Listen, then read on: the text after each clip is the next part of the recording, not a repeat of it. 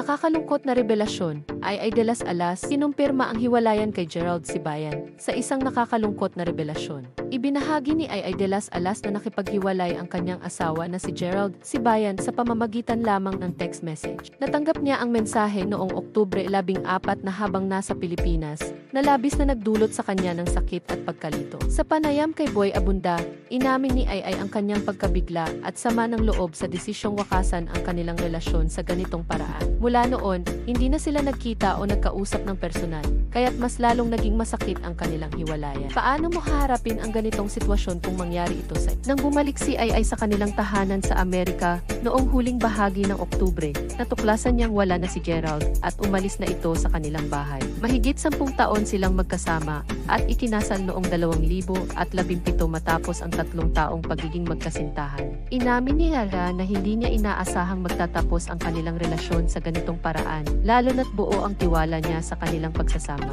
Sa tingin mo ba, ang mga matagal ng relasyon ay mas nararapat sa personal na pag-uusap bago maghiwalay? Ayon kay Gerald, ang pangunahing dahilan ng kanyang desisyon ay ang pagnanais na magkaroon ng anak at ang kawalan niya ng kasiyahan sa kanilang relasyon. Alam ni Ay ang posibilidad na dumating sa ganitong sitwasyon dahil sa 30 taong agwat ng kanilang edad. Ngunit umaasa siyang magtatagal ang kanilang pagmamahalan. Ang mga pangarap niyang panghabang buhay na pagsasama ay biglang naglaho, at ngayon ay iniwan siyang may halong sakit at pagdududa. Hanggang saan mo kayang isakripisyo ang sarili para lamang mapanatili ang isang relasyon? Sinikap din ni Ay na magkaroon sila ng anak sa pamamagitan ng in vitro fertilization, kahit na mahirap ito dahil sa kanyang edad at kalusugan. Bagamat hindi siya nagtagumpay, naramdaman niya ang sakit sa kanyang puso nang magdesisyon si Gerald na umalis sa kabila ng kanyang mga pagsisikap. Iniwan siyang nagtatanong kung bakit tila kulang pa rin ang lahat ng kanyang sakripisyo.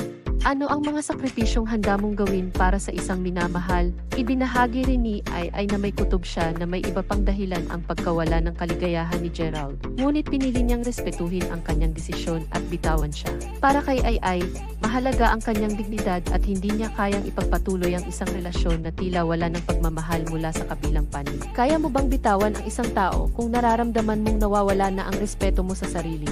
Tanggap na rin ni Ay na malamang ay may malaking epekto ang kanilang agwat sa edad at pagbabago ng mga prioridad ni Gerald sa kanyang desisyon.